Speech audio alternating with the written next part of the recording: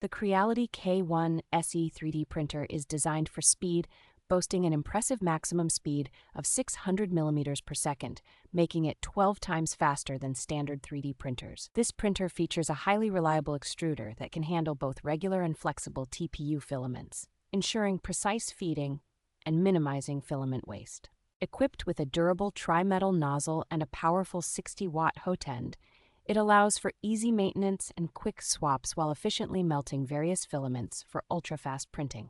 The printer's solid frame, crafted from aluminum alloy with die-cast parts, reduces vibration during high-speed operations, ensuring stability and precision. With its one-click auto-calibration feature, the Creality K1 SE streamlines the setup process, eliminating the need for manual leveling and saving time for users. Straight out of the box, this printer is ready for use in just 3 minutes, offering a seamless and user-friendly experience akin to setting up a new smartphone.